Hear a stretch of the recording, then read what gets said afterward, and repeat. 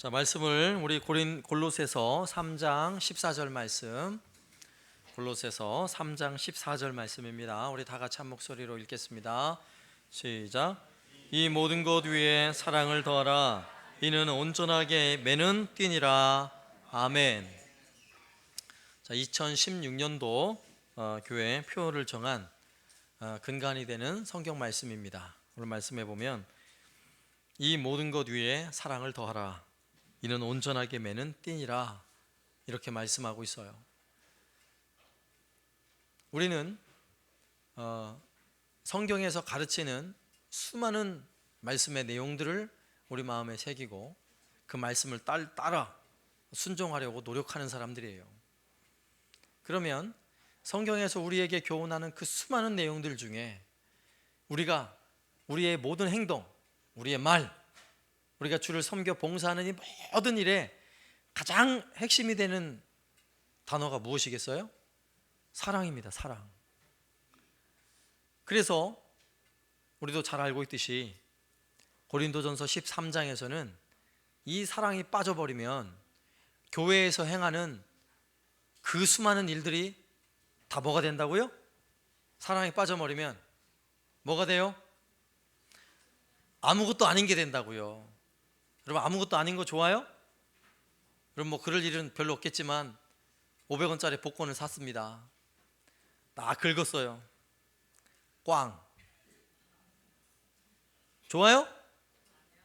억울하죠. 500원 주고 했어도 억울하죠. 얼마나 억울해요. 심지어는 내 몸을 불사르게 내어주는 어떤 봉사와 희생이 있는데도 불구하고 사랑이 없는 거예요. 그것도 아무것도 아니래요. 아무것도. 뭐 예언을 하고 병 고치는 은사가 있다 할지라도 사랑이 빠져버리면 다 아무것도 아니래요. 꽝입니다. 꽝. 그러므로 2016년도는 우리가 행하는 이 모든 일에 사랑을 더하는 해가 되었으면 좋겠어요. 우리 한사랑교회는 저는 잘 몰랐는데 일이 많은 교회래요. 할 일이 많은 교회래요. 그래요? 그렇대요. 할 일이 많은 교회래. 너무 바쁘대요. 그죠? 네. 그래, 뭐 바쁜 게 좋습니다. 신앙생활 하는데 교회를 가도 별로 바쁜 게 없고 그냥 한가하면 그게 문제예요. 사실은 바쁜데, 또 바쁘다는 이야기는 그만큼 우리 한사랑교회 우리 성도들은 주어진 일에서 정말 열심히 수고하는 분들이라는데, 이 모든 일 위에 특별히 사랑을 더하는 해, 이 모든 일 위에 막 사랑으로 덮어지는 해, 이런 해로 목표를 삼았어요. 그렇게 하면 뒤에 나오는 말씀처럼 이는 온전하게 매는 띠니라. 사랑하면 꽁꽁 묶여지게 돼 있는 거예요. 사랑하지 않으면 뿔뿔이 흩어지게 돼 있는 거예요. 사랑하지 않는데 가족도 마찬가지예요. 가족이 서로 전혀 사랑할 수 없어요. 가족이라도 같이 못 살아요. 사랑하지 않는데 어떻게 살아요? 그렇잖아요. 교회도 마찬가지죠. 사랑하지 않고는 안 되는 거예요. 사랑이 넘쳐나야 하는 거예요. 그래서 이 사랑에 관한 물론 수많은 내용들을 말할 수 있지만 우리 고린도전서 13장에서 사랑은, 여러분 기억하세요. 사랑은 언제나 첫 번째가 뭐라 그래요? 오래 참고. 여러분 기억하세요. 물론 그 뒤에 수도 없이 많은 내용들이 나오지만 오늘 시간에 특별히 기억하세요. 사랑은 오래오래 참는 것입니다. 그게 사랑이에요. 어머 사랑해요, 뭐 이게 사랑이 아니라 오래오래 참으시라고요. 사랑. 아시겠죠? 오래오래 참으세요. 오래오래 참으면 오늘 말씀처럼 이 모든 것 위에 사랑을 더할 수 있는 것입니다. 여러분 하시는 봉사, 섬김, 이 모든 일에 사랑을 다 덮으셔야 돼요. 주일학교 교사를 맡으신 분들은 내 반 아이들을 다 사랑으로 다 덮어버리셔야 돼요. 아시겠죠? 교회만 오면 우리가 가진 사랑 때문에 모든 허물과 죄가 다 덮어지고 오직 오늘 말씀처럼 온전하게 매는 사랑의 띠, 하나 되는 은혜가 있기를 간절히 소망하는 마음으로 이렇게 표어를 정해 보았습니다. 우리 다 정말 사랑으로 이 모든 것을 덮겠다, 이런 마음으로 저를 한번 따라서 해주세요. 이 모든 것 위에 사랑을, 이 모든 것 위에 사랑을, 네, 그럴 수 있길 바랍니다. 또 이 모든 것 위에 사랑을 점점점 하니까 사랑을 말자 이래버리면 곤란해요. 이 모든 것 위에 사랑을 점점점 한 이유는 우리 각자에게 다 숙제로 주어진다는 얘기예요. 점점점. 아시겠죠? 여러분, 말자로 할 거예요, 하자로 할 거예요? 사랑을 하자, 더 하자. 예, 이렇게 마음을 가지고, 자, 이런 마음을 가지고 그러면 구체적으로 어떤 일들을 하나하나 해갈지를 이제 살펴볼 터인데요. 우리 한사랑교회를 목회해 가면서 제가 가지는 중요한 목회 방향들이 있어요. 이것을 우리가 쉽게 이해할 수 있도록 사명 선언문을 만들었습니다. 주로 이제 사명 선언문은 문장으로 만드는데 좀 우리는 쉽게 이해할 수 있도록 저는 짧게 이 세 개의 개념을 담아서 짧게 세 가지 내용으로 표현을 해봤습니다. 따라서 해주세요. 십자가 사랑. 우리는 그냥 사랑하지 말고 십자가 사랑하자는 거예요. 나한테 준 십자가 내가 딱 짊어지고 하는 사랑, 알겠죠? 십자가 사랑입니다. 두 번째, 종의 섬김. 섬기되 왕같이 내가 왕으로 섬기는 게 아니라, 내가 주인같이 섬기는 게 아니라 내가 종처럼 섬기자는 거예요. 그리고 마지막 세 번째, 땅끝까지 전도. 예, 땅끝까지. 교회의 사명입니다. 영혼을 구원하고 생명을 구원하는 것, 이게 교회의 사명이에요. 꼭 기억하세요. 십자가 사랑, 종의 섬김, 땅끝까지 전도. 교회의 사명, 우리의 사명, 여러분 기억하시고, 두 번째, 교회를 지탱해주는 핵심 가치. 이것은 마치 교회의 기둥과 같은 것입니다. 교회는 하나만 잘해서 되는 게 아니에요. 밸런스, 균형을 맞춰야 돼요. 균형을 골고루 잘해야 돼요. 골고루. 그게 교회인 거예요. 가정도 마찬가지죠. 그 가정은 돈만 잘 벌어요. 돈만 많아요. 행복한 가정이라고 말할 수 있어요? 절대 그럴 수 없는 것입니다. 돈도 많아야 되지만 건강도 해야 되고요, 식구들끼리 화목도 해야 되고요, 이왕이면 애들이 공부도 잘해야 되고요, 부부간에 화목해야 되고요. 이게 다 골고루 있어야죠. 골고루. 그죠? 교회가 건강한 교회가 되기 위해서는 이 다섯 가지의 기둥이 아주 단단하게 받치고 있어야 하는 것입니다. 첫 번째는 예배예요. 예배. 우리의 예배는, 저는 축제 같은 예배를 지향합니다. 우리 성도들이 함께 모일 때마다 예배에 정말 은혜가 있고 감동이 있고 축제와 같은 기쁨이 있는 이런 예배를 소망합니다. 두 번째, 교육은요, 일꾼을 세우는 거예요. 이 교육은 주일학교 교육이든 제자훈련이든 교육하고 나면 머리가 자라서 많이 아는 교육이 아니라 교육을 받고 나면 교회 일꾼이 세워지더라. 이걸 목표하고 진행해 가는 것입니다. 세 번째는 교제입니다.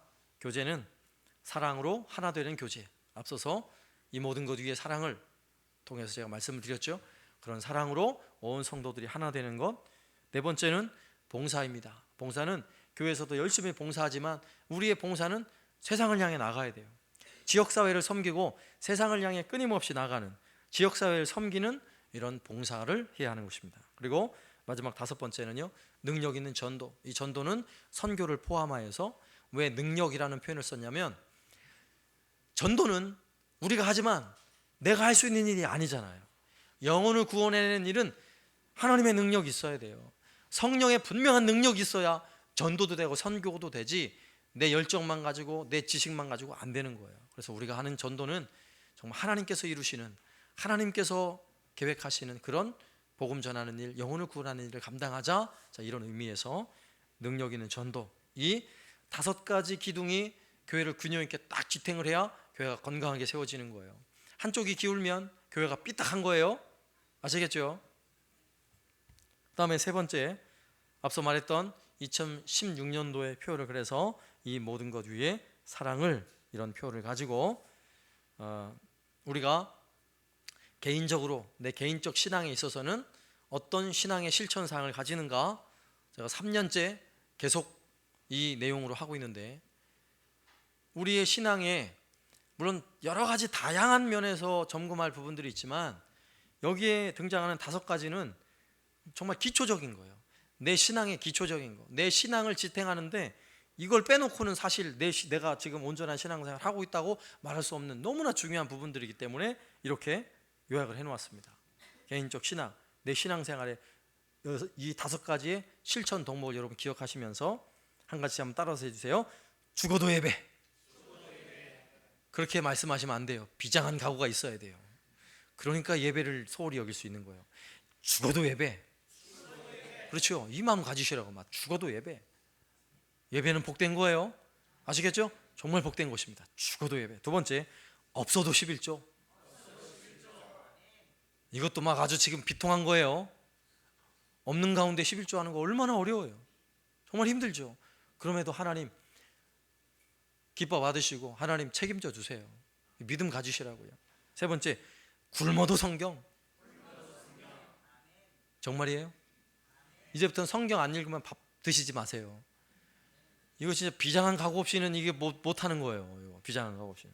4번째, 바빠도 기도. 바빠도 기도요. 바빠도.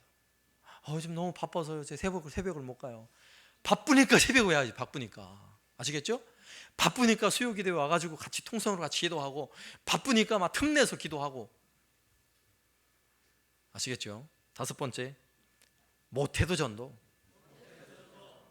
전도 왜 안 하십니까? 그러면 저 전도를 잘 못해요. 은사가 없어요. 못해도 전도예요. 못해도. 왜요? 전도 하면 되거든요. 못해도 하면 되는 게 전도예요. 아시겠죠? 하면 돼요. 왜? 전도는 내가 하는 게 아니야. 하나님 하시는 거니까. 서울에 있을 때 어느 이 연세 높으신 권사님은 전도를 했다 그러면 막 줄줄이 데려오는 거예요. 그래서 전도를 열심히 하고 말도 잘하고 이런 집사님이 한번 따라가 봤어요. 배우려고. 얼마나 이 권사님이 전도를 잘하길래 따라가 봤어요. 그랬더니 아주 간단해요. 이분은 진짜 전도를 못하는 분이에요. 가면요, 전도하러 같이 갔어요. 이 연세 드신 권사님이 있잖아. 뭔데요? 있잖아. 뭔데요? 답답해 죽겠네. 뭔데요? 얘기해봐요. 근데 말이지. 이러고 막 뜸을 들이니까 말을 제대로 못하는 거예요. 답답해 죽겠네. 다 들었을 테니까 빨리 얘기하세요. 빨리 얘기하세요. 있잖아. 한참 뜸을 들여내요. 교회 좀 한번 갈래? 알았어. 내가 갈 테니까 내가 당장 갑니다. 이래가지고 전도를 하더라는 거예요. 전도는요, 못해도 할 수 있는 거예요. 아시겠죠? 그렇게 하시라고요. 네. 못해도 전도. 개인 신앙에 있어서 이 5가지 사항을 여러분 기억하시고, 그 다음에 교회의 2016년도 목회 중점 사항들을 말씀을 드리는데, 첫 번째는요, 따라서 하십시오. 다음 세대를 위한 예수 중심 교육 프로젝트. 이 말이 길면 좀 거창해 보이죠? 네, 그렇게 거창한 게 아니고 예수 중심으로 한번 교육을 해보자 이런 거예요.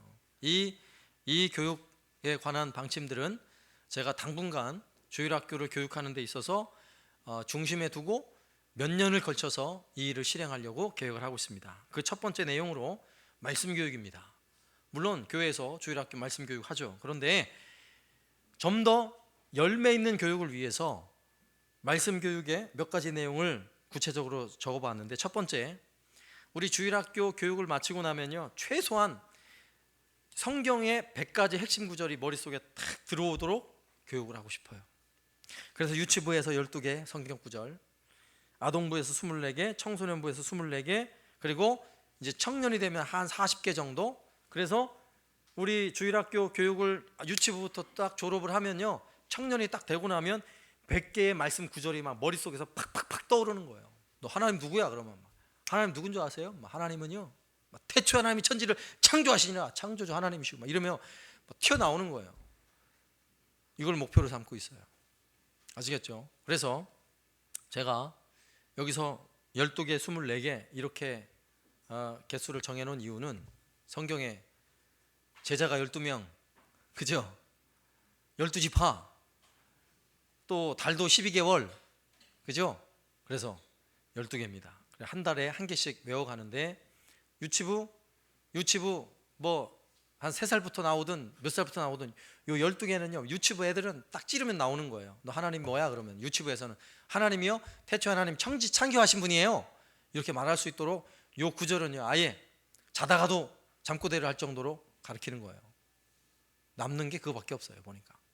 아시겠죠? 그래서 제가 12가지 주제를 주면 그 12가지에 맞게 주일학교에서는 아이들에게 어떤 말씀을 암송시킬 것인지 이제 다 보고서가 올라와야 돼요. 그럼 보고서 올라오면 제가 최종적으로 다시 정리를 해서 각 부서에 제가 전해주면 그걸 가지고 내년 1월부터 열심히 암송을 시키는 거예요.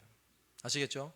아동부는 똑같은 주제로 2개의 구절, 또 청소년부도 같은 주제로 2개의 구절씩.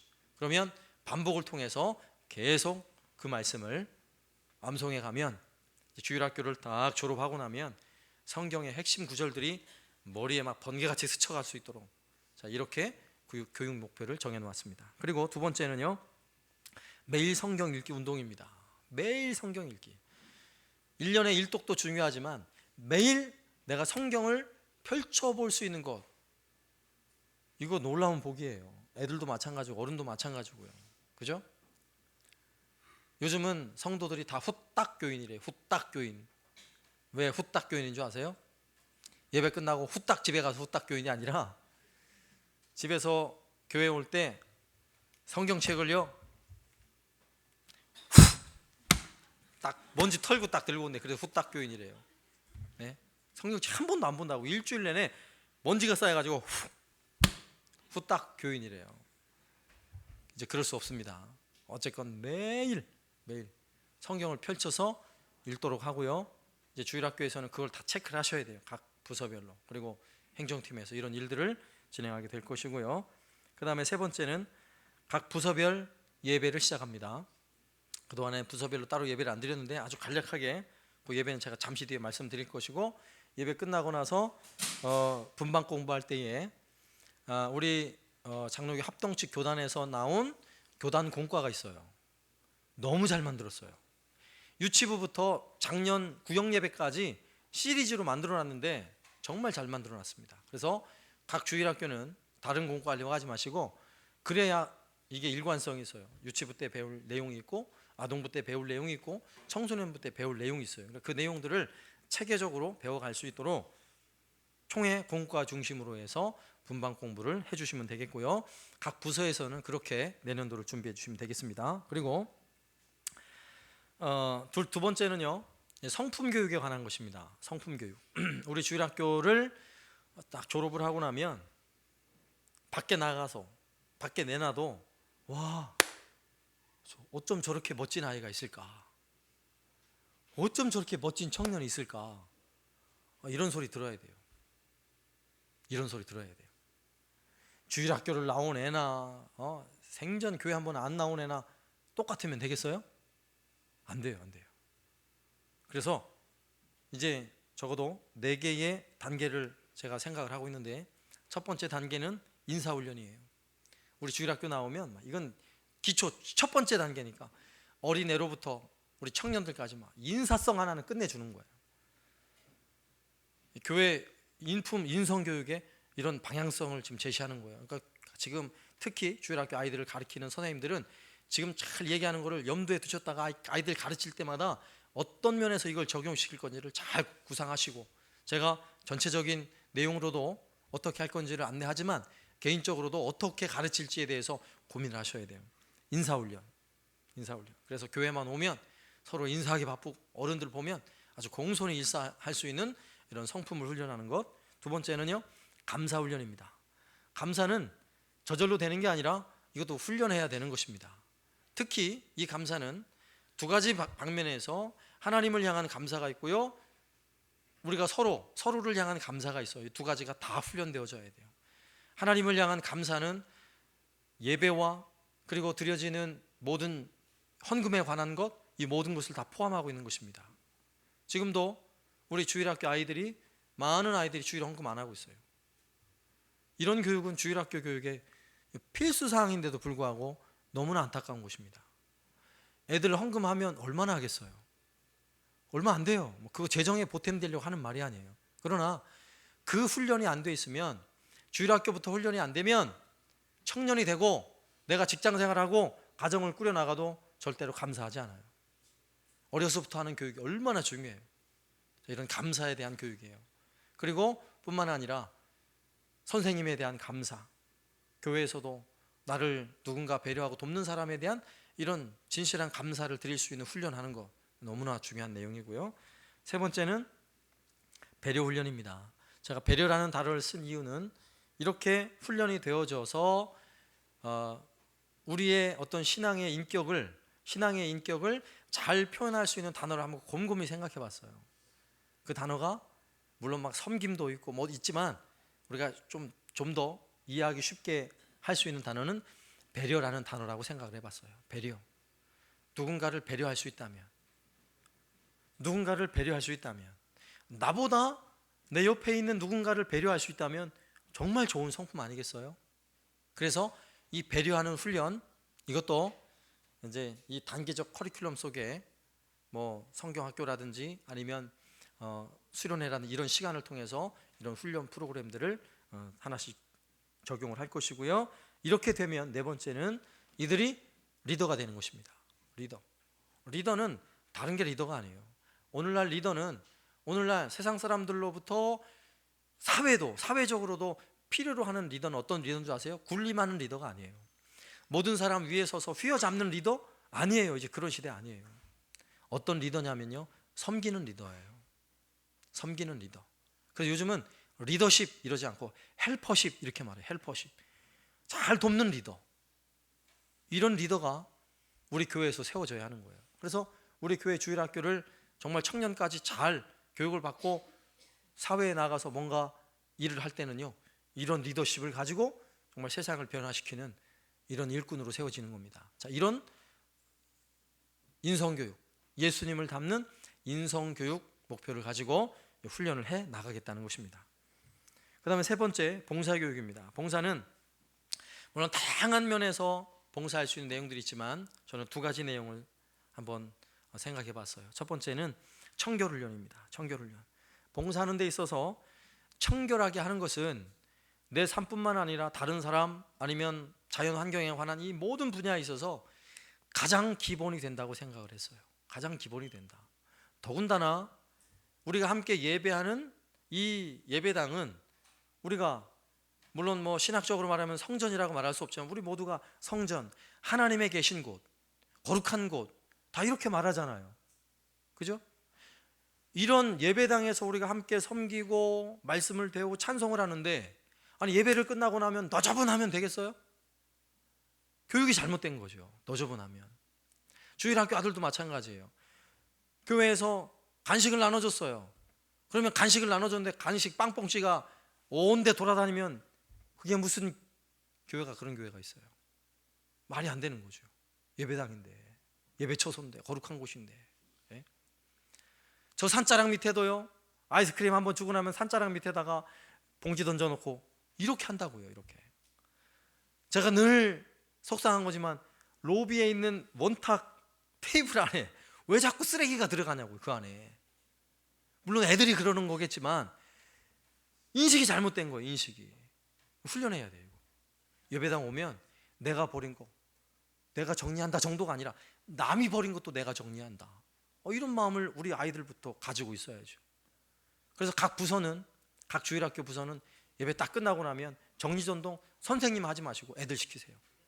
애들이 해야 돼. 애들이 즐거운 마음으로 해야 돼. 애들이. 이런 훈련이에요. 청결훈련. 그 다음에 두 번째는요, 나눔 훈련입니다. 나눔 훈련. 나눔은 우리 아이들부터 교회만 바라보는 게 아니라 지역사회를 바라보고 어려운 이웃을 바라볼 수 있는 눈을 넓혀주는 거, 이거 정말 중요한 훈련이에요. 교회 안에서도 우리 아동부도 마찬가지고 청소년, 청년들, 어른들도 다 마찬가지죠. 내가 친한 친구니까 교회는 그런 마음 가지면 안 되잖아요. 나는 그 집사님하고 친하니까. 이런 마음 가지고 있으면 안 되잖아요. 교회는 어떤 마음을 가져야 돼요? 자꾸 누군가 어려운 사람을 돌아볼 수 있어야 되고 소외받는 사람에게 자꾸 마음이 가야 교회 아니겠어요? 이것도 훈련해야 돼요.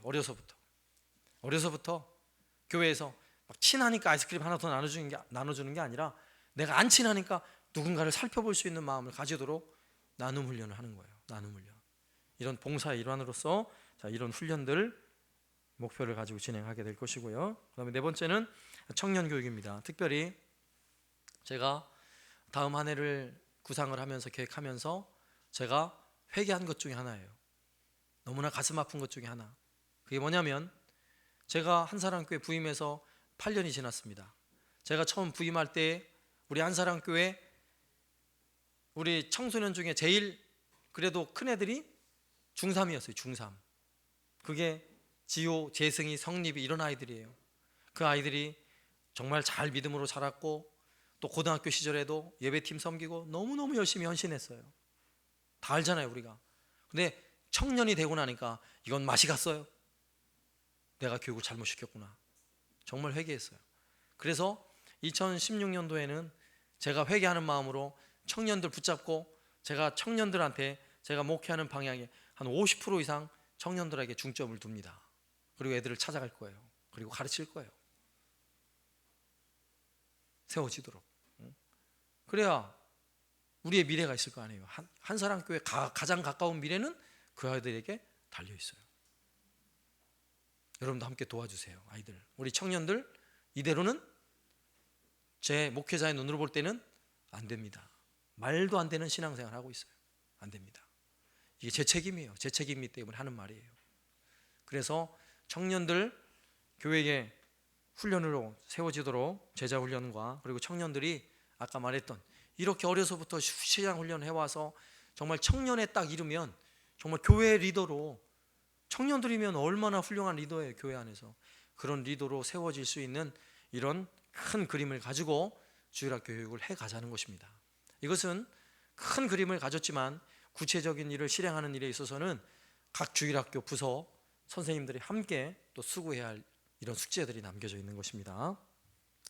그 다음에 다섯 번째로 이런 교육을 위해서 주일학교를 이제 운영해가는 몇 가지 방식들의 약간의 변화가 있는데요. 첫 번째는 예배 시간이 그동안에는 예배를 따로 안 드렸지만 주일학교 예배를 드리기 위해서 10분만 먼저 당기겠습니다.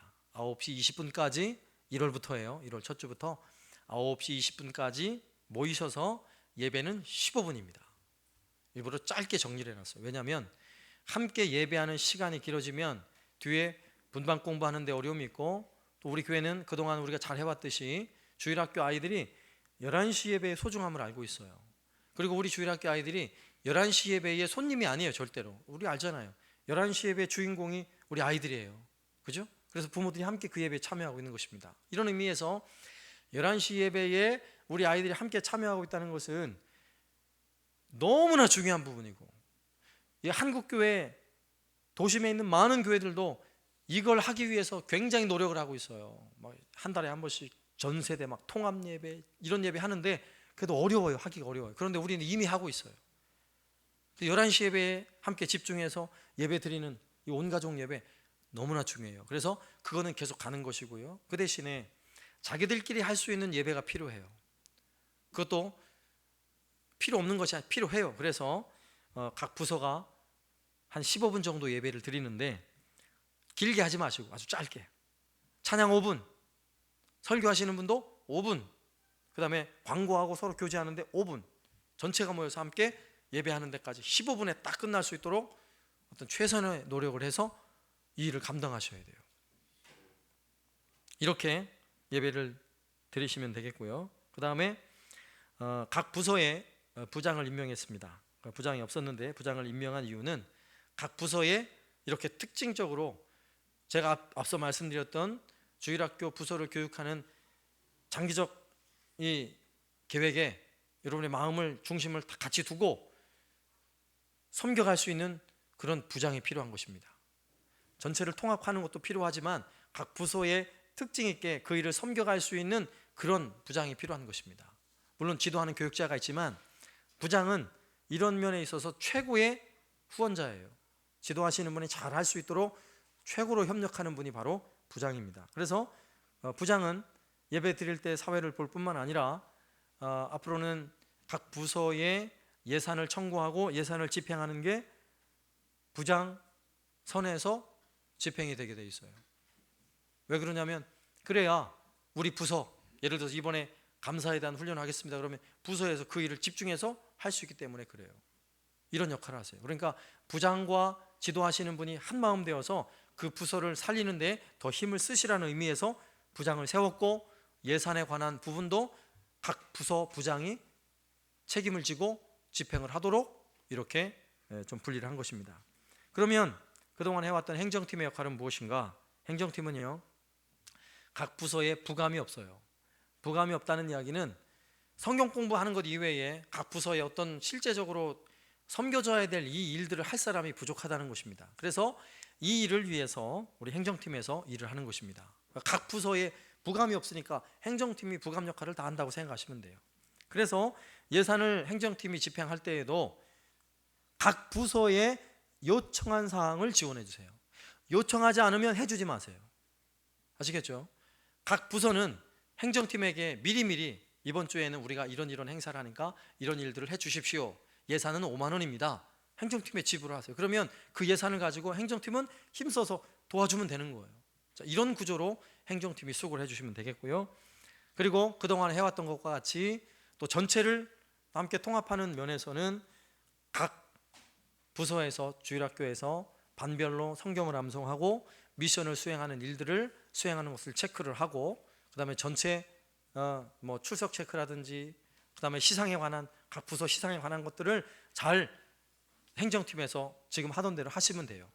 그리고 행정팀이 예를 들어서 각 부서 시상에 관한 거나 이런 부분들이 있으면 다시 그 부분을 각 부장단과 교육위원을 하니까 부장단 회의에서 교육위원회에서 논의를 해서 각 부서별로 5만 원씩 선물비를 주십시오. 다시 역으로 청구를 해서 그 비용을 가지고 집행을 해나가면 되는 것입니다. 자, 이런 구조를 가지고 주일학교를 진행하게 될 것입니다. 그래서 각 부서는요 12월 말까지 각 부서는 예산을 수립하셔야 돼요. 그동안에는 구체적인 예산을 잘 수립하지 않고 집행을 했는데 각 부장 그리고 모든 교사들과 함께 모여서 지난 주일날 공동회의 때 배정된 그 예산을 가지고 어떻게 예산을 쓸 건지를 1년 연중 행사계획과 함께 구별을 지으셔야 돼요. 성경학교 때 얼마, 그 다음에 연중 간식비로 얼마, 그 다음에 공과비, 또 아이들 신방비, 이렇게 여러분 스스로 구별을 하셔서 예산서를 작성을 하셔가지고 보고를 해 주시면 되겠습니다. 그 다음에 두 번째는요, 이제 앞에는 주일학교 교육에 관한 것이었고, 두 번째는 자라미 사역의 변화입니다. 이 자라미 사역은 우리 한사랑교회가 밖을 향해서 봉사를 하는데 좀 나누고 섬겨야 되는데 교회라는 이름을 가지고 가면 다 꺼려해요. 특히 진주라는 지역이요, 교회라는 이름을 가지고 가면 많은 부분에 거부감을 가집니다. 그래서 우리는 비영리 사단법인을 만들어서 우리가 접근을 하자, 이런 의미에서 자라미 사역을 시작했는데 교회적으로 이 자라미 사단법인을 교회적으로 자체적으로 만들려고 그러니까 너무나 제약이 많아요. 너무나 제약이 많아서 우리가 서류를 다 준비를 하고 지난번 총회도 하고 해서 경남도청에 서류도 올렸지만 접수도 안 돼요. 서류 미비예요. 이 정도로 어려워요. 그래서 이런 어떤 사역들을 더 잘할 수 있는 좋은 기회가 열렸는데, 그게 뭐냐면 나눔과 기쁨이라는 이미 설립된 사단법인의 지회로 들어가는 것입니다. 교회는 우리 한사랑교회는 나눔과 기쁨이라는 비영리 사단법인의 한 지회로 소속이 되어서, 지회가 소속이 되면 우리가 지금 추구했던 그 모든 일을 그대로 할 수 있는 거예요. 그대로. 그 대신에 우리는 사단법인을 따로 설립하지 않아도 돼요. 이런 면에서 굉장히 큰 도움이 됩니다. 그래서 지금 우리가 추진하려는 이 나눔과 기쁨이라는 사단법인은요, 전국적으로 이 지회에 이 사단법인에 가입되는 대상자가 교회예요. 주로 교회. 그러니까 취지도 교회가 세상을 향해 끊임없이 나누고 봉사를 하는데 여전히 세상은 교회를 향해 등을 지고 있잖아요. 접근하기가 어려워요. 그래서 이 나눔과 기쁨이라는 사단법인을 만들고 많은 교회들이 여기 함께 참여하면서 이제는 이 법인의 이름을 가지고 세상을 향해 나가자는 것입니다. 세상에 소외된 이웃을 향해 끊임없이 사랑을 베풀 때 이 이름으로 가지고 나가니까 공신력 있는 거예요. 공적인 사역이 되는 거예요. 그렇다는 이야기는 뭐냐면 교회에서 아이들이 함께 이 사단법인을 통해 섬기고 봉사하는 일이요 다 자원봉사 확인이 가능해요. 그래서 예를 들어서 교회에서 아이들이 함께 와서 우리 어린이날 같은 경우도 막 진주시청에다가 막 사정하고 이래가지고 아이들 자원봉사를 끊어주잖아요. 이 사단법인을 하면 얼마든지 자체적으로 해줄 수가 있는 거예요. 그리고 아이들이 반찬을 나누는 일에 함께 도와주면 다 그게 자원봉사 확인이 공적으로 가능한 것입니다. 이런 면에서 도움이 되고요. 현재 전국에 약 4,500여 개 교회가 이 일에 참여하여서 이 일을 적극적으로 하는 교회들은 제가 몇 군데 확인을 해보니까 교회 이미지를 쇄신하는데 굉장한 도움이 되었다라고 말을 해요. 굉장한 도움이 되었다. 구체적인 내용 다음 슬라이드에서 한 번 더 하고요. 그래서 이 나눔과 기쁨이라는 이 지회를 설립하기 위해서는 이제 필수 항목이 운영위원이 5명 이상의 운영위원이 있어야 돼요. 이 운영위원은 회비를 10,000원씩 내야 되는데 이 회비는 우리가 가지는 게 아니라 나눔과 기쁨이라는 사단법인 본부로 회비가 들어갔다가 거기서 10%의 수수료를 떼고 다시 돌아오는 거예요.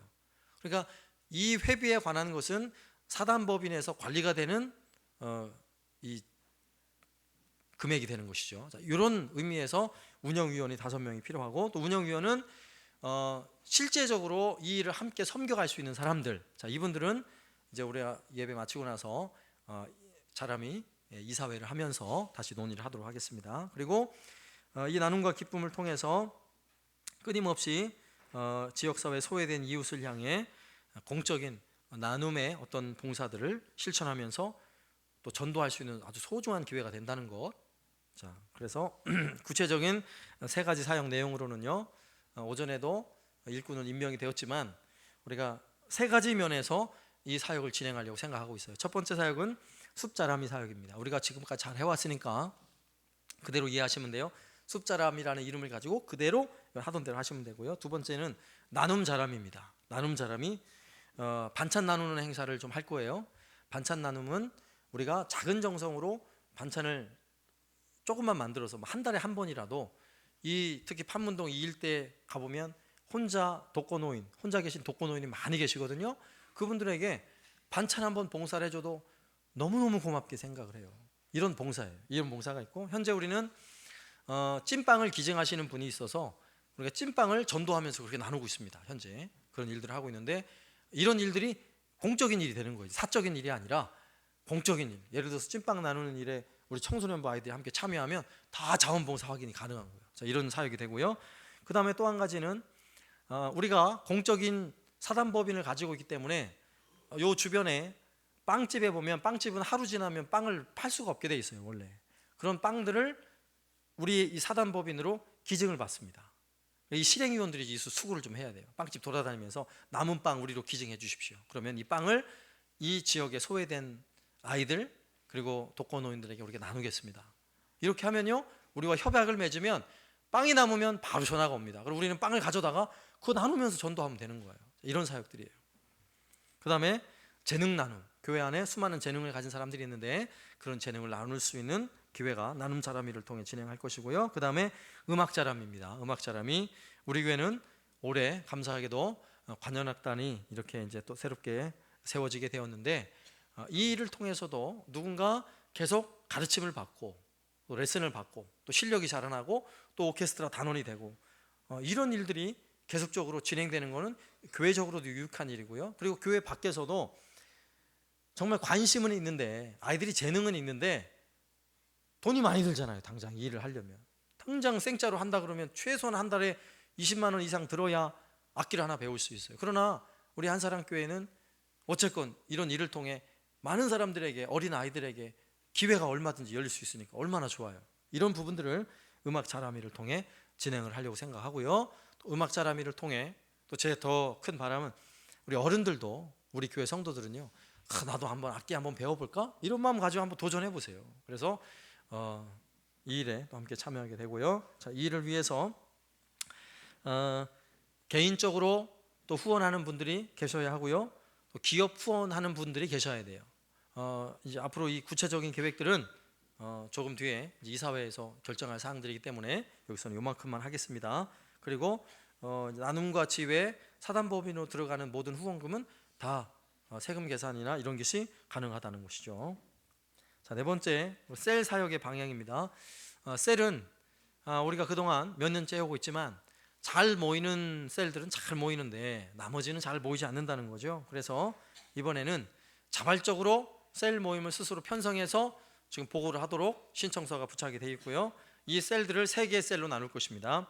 믿음 목장, 사랑 목장, 그리고 소망 목장입니다. 소망 목장은 실버 목장이라 그래서 70세 이상으로 앞으로 시간이 갈수록 실버 목장은 점점점 많아지게 돼 있어요. 이건 국가적인 문제이기도 하고 교회적인 문제이기도 해요. 교회도 70세 이상, 우리 김한목 장로님도 은퇴하셨지만 얼마나 정정하셔요, 그죠? 그런데 그냥 은퇴했다고 방치하기는 너무 안타까운 거예요. 너무 안타까워요, 교회적으로. 그래서 실버 목장을 만들어서 비록 은퇴하신 나이지만 교회 안에서 이 실버 목장에 있어서는 좀 더 적극적으로 재정적으로도 좀 지원을 하고 하면서 연세가 많은 가운데에도 교회 오면 좀 즐겁고 교회 오면 더 은혜가 되도록 만들어가는 의미에서 이제 실버 목장을 만든 것입니다. 자, 이렇게 목장별로 사역이 진행될 것이고요. 각 목장별 자발적으로 12월 중에 신청하시고, 그 다음에 셀 리더가 세워지면 1월 중에 교육을 할 것이고요. 그 다음에 목장을 또 함께 섬겨나가는 목장을 섬기는 장로님이 계시고 그 목장을 섬겨주시는 권사님들 오늘 임명한 것처럼 그렇게 함께 수고하게 될 것입니다. 그 다음에 예배 사역입니다. 예배 사역은 주일 우리가 지금 오후 찬양 예배 드리는 이 시간을 우리가 찬양도 하지만 좀 더 기도와 성도들이 함께 교제할 수 있는 이런 시간으로 좀 마련했으면 좋겠다, 이런 생각을 가지고 이건 차차 좀 변화를 시도할 것이고요. 그 다음에 수요 예배는 각 목장별로 아까 얘기했잖아요. 3개의 목장을 나눠 놓았는데 수요 예배는 목장이 주도하는 예배, 각 주별로. 첫 주차 수요일은 믿음 목장이, 두 번째 주차의 수요 예배는 사랑 목장이, 세 번째 주차는 실버 목장, 우리가 네 번째 주에는 항상 주교 교사 교육위원회가 있으니까 교사들 중심의 예배를 주도하는 이런 수요 예배로 만들어 가려고 그래요. 그러면 찬양팀은 필요가 없는가? 아니에요. 찬양팀은 그대로 하셔야 돼요. 리더 그대로 하시고, 그 대신에 첫 주 믿음 목장에서 어떻게 참여하느냐? 찬양팀을 지원해 주는 거예요. 믿음 목장의 찬양팀 2분 정도 딱 세워가지고요, 그 주차에는 그분들이 함께 싱어로 서서 찬양을 도와주는 거예요. 그러면 늘 보던 분만 보는 게 아니라 새로운 분 보니까 또 좋잖아요, 그죠? 안 나오시던 분도 그래서 나올 수도 있고, 그죠? 그리고 수요 기도회 재직들이 예배를 참여하지 않으니까 돌아가면서 기도를 전에는 해왔는데 그걸 할 수가 없어요. 수요 기도를 시켜놓으면 한 80%가 기도를 안 하거든요. 이게 도대체 무슨 일이에요? 예배 기도 담당을 시켜놨는데도 기도를 안 해서, 그래서 기도를 빼버린 거예요, 대표 기도를, 수요 기도. 그래서 속이 상해서 이 수요 기도 대표하는 것도 목장에서 이제는 목장 장로님과 권사님이 기도 순번을 짜가지고 기도하는 사람을 세워야 되는 거예요. 그리고 목장별로 그 주차에 기도할 때는요, 그 목장에 정말 절실하게 필요한 어떤 사람의 중보기도 제목들을 함께 나누면서, 그분이 기도 담당하는 분이 또 계셔야 돼요. 기도 제목을 나누면서 이것을 위해 기도해 주십시오. 그러면 그 주차에는, 예를 들어서 믿음 목장이다 그러면 믿음 목장 식구들을 위해서 우리가 같이 또 중보하며 기도할 수 있는 이런 시간을 가지려고 계획을 가지고 있습니다. 요거는 빠르면 1월부터 진행을 할 거고요. 좀 늦으면 2월부터 진행을 하려고 생각을 하고 있고요. 그 다음에 예배에 있어서 찬양을 하는 리더들은 여러분 잘 기억하세요. 찬송가 위주로 곡을 좀 편성해 달라는 거예요. 찬송가 위주로. 물론 그렇다고 다 찬송가만 하라는 이야기가 아니에요. 찬송가 정말 소중한 은혜로운 찬송들이 너무너무 많은데 찬송가를 자꾸 안 하게 되면 우리 다음 세대 아이들한테 찬송가와 영영 멀어지게 만들어 버려요. 찬송가 너무너무 좋은 찬송이 많아요, 그죠? 그래서 좀 잘 안배를 하되, 그동안에는 찬송가를 많이 안 했으니까 좀 처음에는 찬송가 위주로 편성을 해주면, 특히 적어도 연세 높으신 분들은 찬송가 부를 때 막 은혜가 돼요. 그동안에 연세 높으신 분들 힘드셨죠? 아멘. 이분들한테도 좀 찬양의 기쁨을 줄 수 있어야 돼요. 그러니까 우리 찬양 선곡하시는 분들, 특히 우리 이제 청소년부 우리 청년들 찬양 선정할 때는 어른들 생각을 하면서 좀 찬송가를 좀 많이 넣었으면 좋겠어요. 네? 어떻게 하느냐에 따라 다른 거야. 복음송만 하는 게 재밌는 게 아니라 찬송가를 해도 얼마든지 즐겁고 행복할 수 있어요. 알겠죠? 그래 그런 초점을 좀 방향을 설정을 해서 그렇게 해주고, 그 다음에 찬양을 또 리더하시는 분들은 앞에 가사를 띄울 때 악보를 좀 해주세요. 악보를. 특히 뭐 찬송가는 잘 아니까 악보를 안 해도 되지만 특히 모르는 곡들은요 악보를 해주면 그래도 쉽게 따라가는데, 악보를 안 해주면은 몇 번은 헤매야 돼요. 안타깝잖아요. 이왕이면 처음 시작할 때부터 같이 좀 제대로 찬양을 하면 좋은데 악보가 안 뜨니까 어려워요. 그러니까 악보를 특히 처음 하는 찬양, 모르는 찬양, 복음성가 이런 부분들은 악보를 쫙 띄워주시면 또 찬양하는 분들이 더 수월할 거라 생각이 들고요. 또 그동안 우리가 많이 했던 찬양은 뭐 그냥 단순히 가사로 해도 좋지만 가급적이면 악보로 좀 수고스럽더라도 준비를 해주시면 되겠고요. 그 다음에 우리 율동팀 아주 멋지게 잘하고 있는데, 우리 율동팀에서도 지금은 반별로 막 돌아가면서 하고 이랬는데 내년도부터는 좀 더 정예화시키세요. 율동을 잘할 수 있는 분들을, 아이들 선정을 해서 좀 더 적극적으로 훈련을 시켜서 세우라는 거예요. 왜? 예배 땐 그게 필요하니까. 예배 때는 최고의 것으로 하나님을 찬양하고 예배하는 것이 소중한 거예요. 그것도 가르쳐야 돼요. 함께 여럿이 같이 하는 것도 중요하지만 적어도 앞에 설 때는요 그만큼 훈련이 되고 준비되는 것이 필요합니다. 이걸 훈련하는 거예요. 예? 그렇다 그래서 그들만 시키지 말고 그들이 위주로 하되, 또 거기에 못 서는 아이들 좀 훈련을 때때로는 시켜가지고 잘하는 정예화된 찬양팀과 함께 또 자라나는 그 일을 위해서 또 함께 훈련되는 아이들을 또 한번 적어도 한 달에 한 번씩은 세워주고, 이런 일들을 잘 균형 있게 해주시면 되겠습니다. 그리고 헌신 예배는 연 5회, 제가 하고 싶은 게 아니라 해달라는 요청이 들어왔어요. 헌신 예배를 우리 한 5번쯤 해주세요.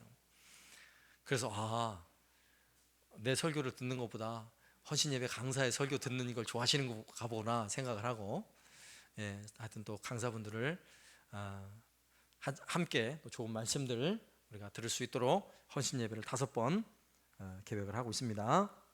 자, 마지막이에요. 그래서 내년도 우리가 늘 하는 행사지만 전체적으로 우리가 1년 동안 어떤 행사들이 진행되는지를 딱 숙지를 하고 있는 것이 중요합니다. 전체가 참여하는 행사요. 뭐 각 주일학교 부서 이런 거는 여러분 개별적으로 부서에서 하는 거니까, 교회 전체적으로 하는 행사, 우리가 늘 하는 행사, 어린이날 가족놀이동산입니다. 올해가 8번째 행사가 되는 것이고요.